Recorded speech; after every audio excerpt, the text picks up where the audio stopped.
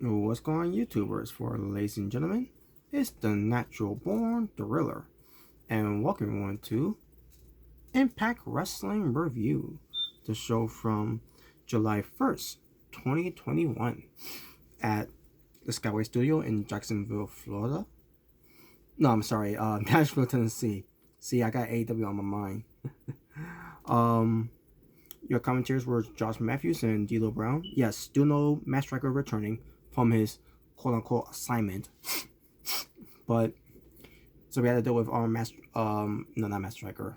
Even though I would love to deal with Matt Striker more than Josh Matthews, but it was Tucker Josh Matthews. He was less annoying on this show, so but it's just change the fact that I still want Matt Striker back. But let's get to the opening match.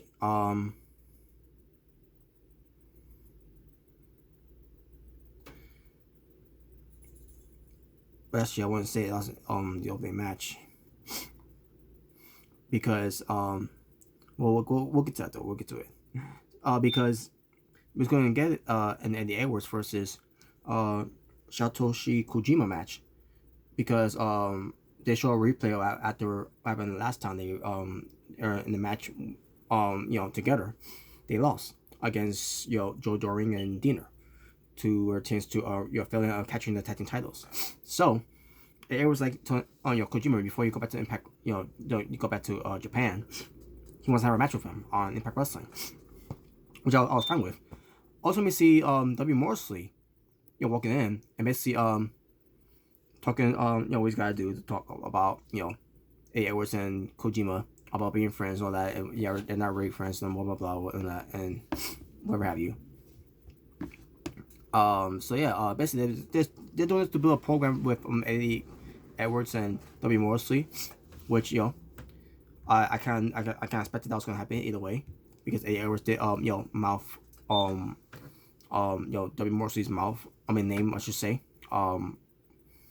and this is the way around this whole thing, and yeah. So we get to this match that we're gonna have with Kojima versus Eddie Edwards. All of a sudden, W. Morrissey appears on the Timetron because Eddie Edwards, his music was hitting, but he was not coming out.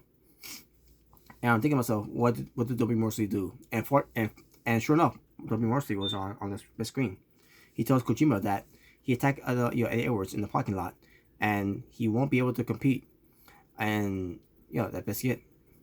And then Brian Myers comes out with Sam Beal. Sam Beal taking notes where Brian Myers is talking about how I laid the beat down on the New Japan Pro Wrestling legend and all that.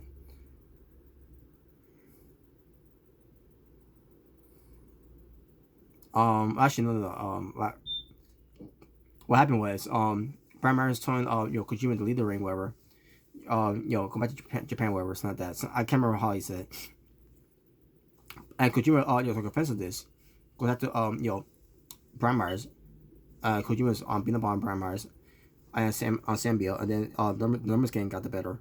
All of a sudden, Jake Something came out to run down to even the odds, and then Myers and Beal leave, and the referee stops them from before they start leaving.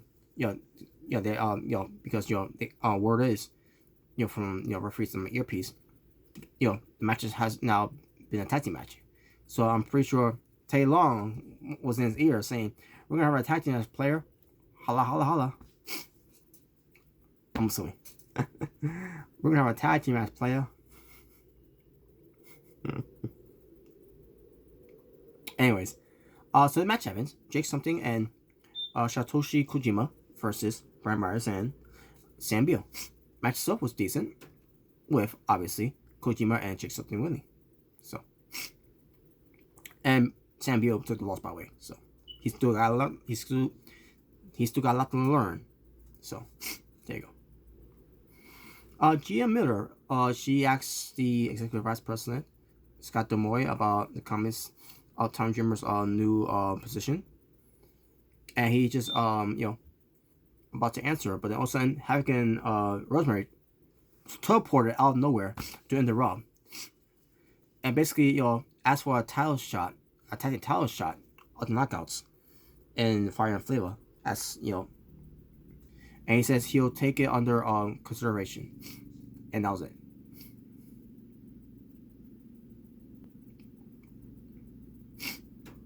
Then we get to Tina Dashwood with Kill for K versus Rachel Ellering with Jazz. So as Tenille and Rachel having a match here, decent match, very very decent match. The match I had before was actually better, but this ends up being decent too. Obviously, has some outside involvement of Kill for K, but that feel at the end of the day, because at the end of the day, Rachel Ellering scored a victory over on Tenille Dashwood. After the match though, Tina Dashwood attacks Rachel Ellering as she was celebrating. Jazz comes in there to beat up on Tina Dashwood and on Kill for K, and they try to beat up on Jazz as Kill for K is holding Jazz, and Jazz is as Tina Dashwood is going after Jazz. Jazz is kicking on Tina Dashwood, so Tina Dashwood never touched Jazz. And all of a sudden, Jordynee Grace comes out for the save, clears house of Kill for K and Tina Dashwood. And then it was now now or never. It was finally to see what choice she's gonna make. Is she gonna be with Rachel Ellering, or is she gonna drop the dead weight of Rachel Ellering? So Rachel Ellering for a handshake, whatever. Jordynee Grace slaps it, and like, oh no, they're gonna have her turn heel, and then she hugs her, and like, oh, thank God. Thank God. I thought it was going to turn her heel. I had that in my mind that they was going to turn her heel. Because if they would have done that, that would have been one of the most stupidest things they've ever done in Impact Wrestling. And they've done a lot of stupid things before. But this would have been one of the most stupidest things to ever do. Turning Jordynee Grace heel. But they didn't do it. So, good. They're smart enough than they look. And yeah, so Jazz is raising both of their hands up and all that.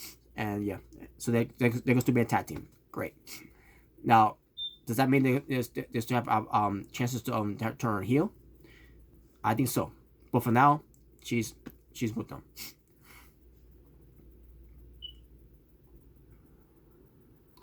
Ace Austin, Ray Rajul, Shira, and Matt Fulton, they interrupt Chris Bay's interview, which is Jim Miller interviewing Chris Bay, pertains to did you choose a side?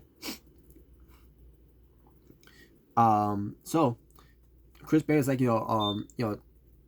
thanks for coming, guys. But and I can't remember much of it. Basically, they came there and said, thanks for, basically, the four guys told Chris Bay, thanks for not playing in the business. Basically it was just Rick Rajul and Ace Austin talking, while Shira and Matt Fulton just standing there looking intimidating. So basically they inform Chris Bay, just stay out of the business, and everything will be alright. There'll be no problems.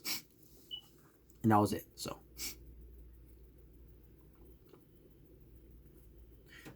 TJP and Fallout Bob versus Rich Swann and rematch to see who's gonna be next in line for the tag team title match against Spine by Design. And the match sort of as decent as it should. But then it's a no contest because Spine by Design, they attack both teams. That way neither of them get a shot at the tag titles. Which you know what that means. Time to take out the just kidding. Not that. It's probably gonna be a three-way. It's probably gonna be a three-way tag team match now at SummerSlam. But they didn't make the announcement yet because Katamura, I guess he had a lot on his hands, on his plate, I should say.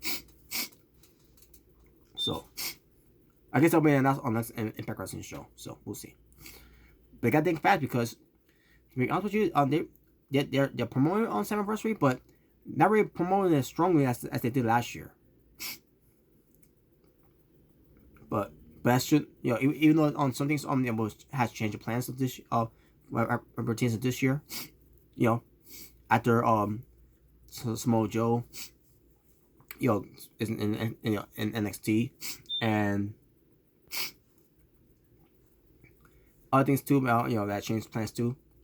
We don't know what Mickey James is gonna be part of Impact Wrestling on that, but but Impact, Impact Wrestling is not doing on any highlights of these video packages of any kind, especially where it tends to New Japan guys coming in like a Naito, Tanahashi, and Naito. I mean, Okada, I meant to say. They haven't done any of that. I don't understand it. I don't get it.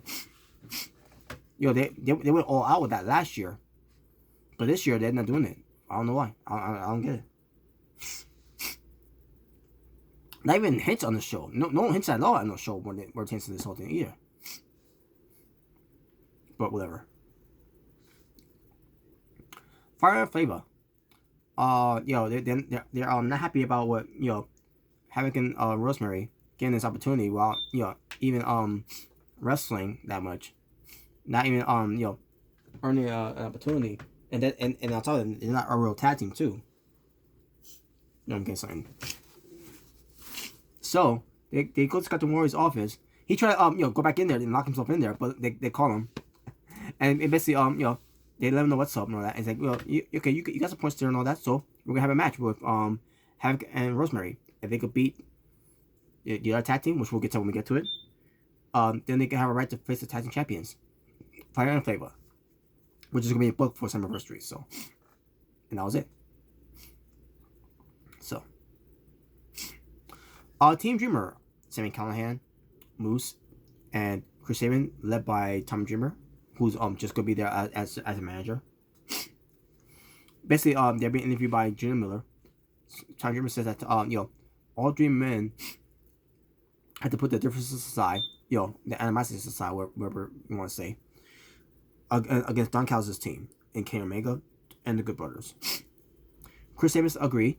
Moose says he just wants to win, and Sami Callihan says he wants to put his hands on Kenny Omega before their match at Summerversary. So there you go. And there was a lot to say on that too, but that's basically just a short way to say it. Chris Bay versus Petey Williams, where they had a good match. And in the end, it was Chris Bay getting the win. After the match, though, Ace Austin, Matt Fulton, Rohit Raju, and Shira came out, and Chris Bay was is confused about why they're coming out. And then Ace Austin, led the charge to be up on Petey Williams as Chris Bay and he just leaves the ring. As Drew McGill and Josh Alexander, the X-Division champion, comes out to make things a little bit more even.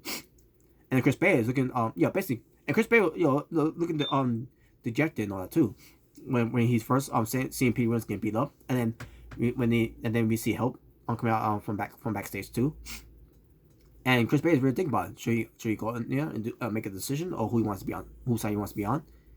He's like, he's like, I'll choose right now. He goes back, he drop kicks Shira, and like, whoa, they haven't turned face.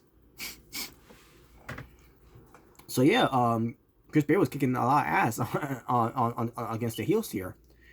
So yeah, Chris Bay is a face. I don't know how I feel about that. I mean, I'm not saying he could be a bad face.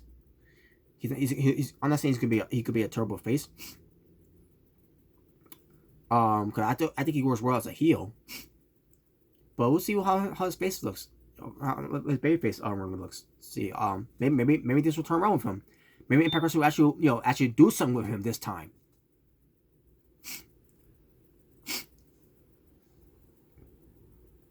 But we'll see. They show a match what happened on Before the Impact with Kimberly versus Dion Purrazzo. And I'm saying to myself, why on of all shows you wasted on that one? So you basically show us the Virtuosa, the Knockouts champion, wrestling on Before the Impact. And we will see her again later on the show. But we see Kimberly and Susan talking about how they get an opportunity against the tag team champions. I mean, against Rosemary and Havoc, and they could have an opportunity to face the tag team champions, the Knockouts tag team champions at Summerversary, whatever, right?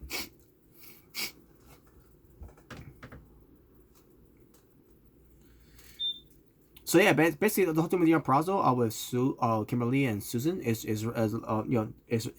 that's officially done. They're done with that whole thing.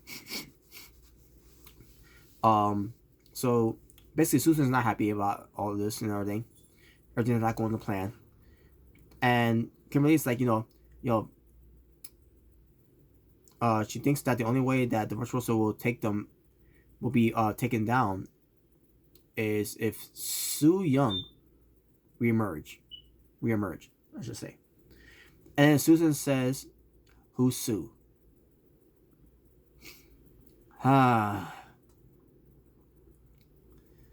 Whatever.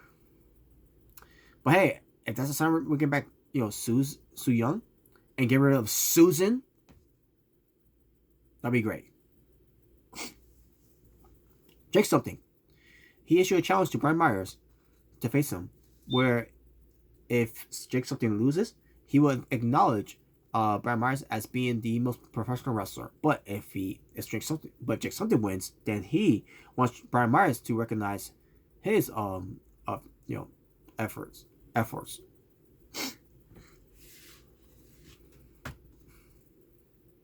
Efforts, I should say. So Steve Macklin versus Manny Smith. Steve Macklin once again had another dominating match, another squash match here, showcasing what he can do. He did the the Blade Sunday, sat down slam. Which again we don't know what the name is the move's gonna be yet. Only he could decide.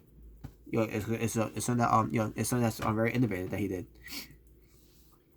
So yeah, Steve Macklin wins the match. Brian Myers, he gladly accepts the challenge of Jake Something and basically tells Sambio to take notes and all that. But he will inform Jake Something there is no way he's going to win against a guy like Brian Myers, who is the most professional wrestler. So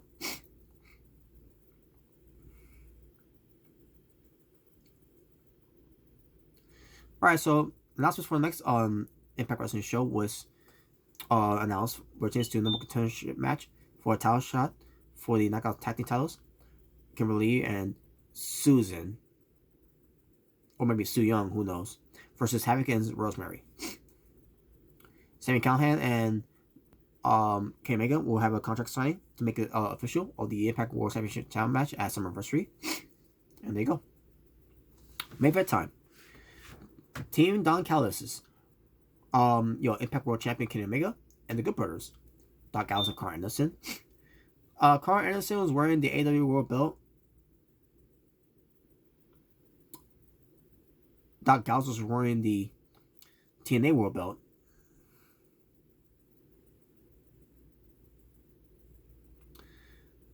Don Callis was wearing the AAA Mega Championship belt.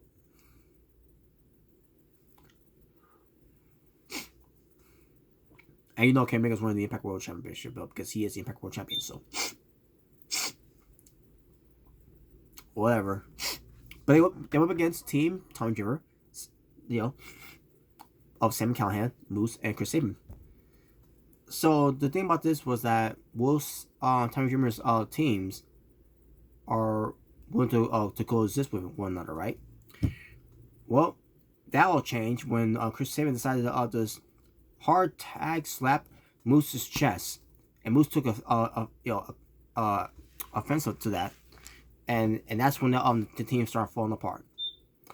Moose was not happy about that because they're building up to something where Moose versus Chris Sabin at Summerversary. Sami Callihan is trying to get things together along with Tommy Dreamer, especially Tommy Dreamer. Moose was trying to favor to Chris Sabin at one point, which is a hard tag and all that. But in the end, Sam Callihan was kicking ass too. In this match against Kenny Omega, the Good Brothers. Anyway, it was a back and forth in a way. At one point, they was going for a hot tag here for Moose by Chris Sabin, but Moose did not want to get tagged in by Chris Sabin, and Tommy Dreamer was upset. Sam Callihan was upset.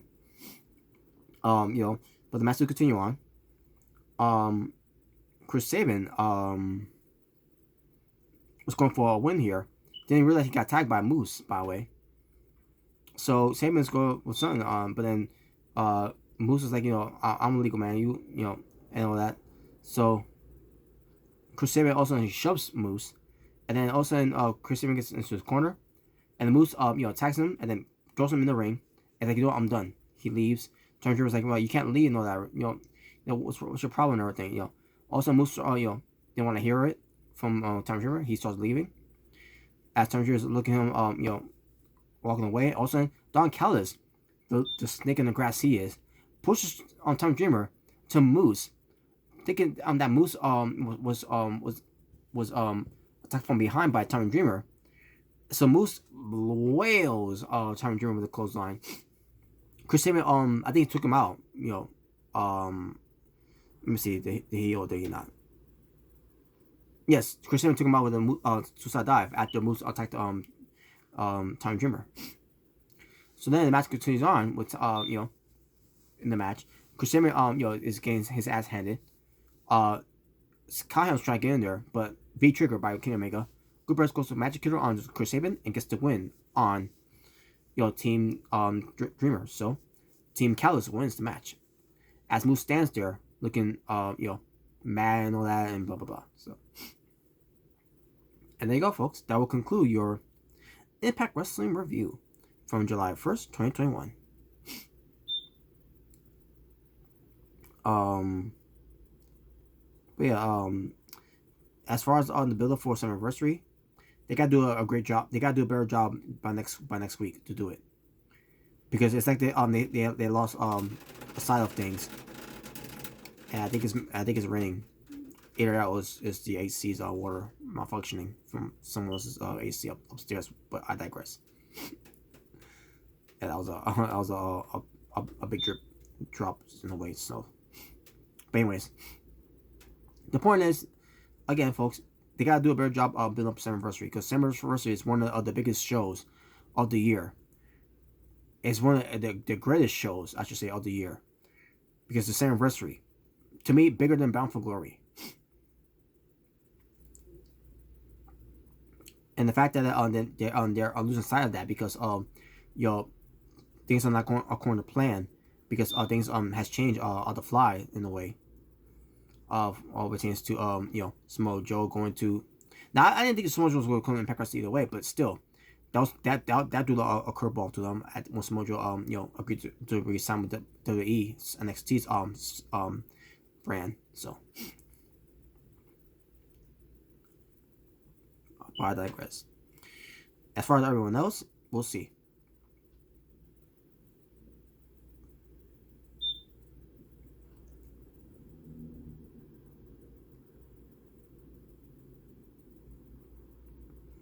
Well, I can't believe this match even counts either way.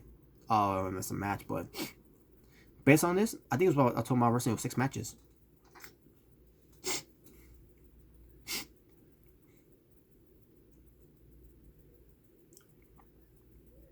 Look at those 6 matches too. Especially the no contest match that happened. So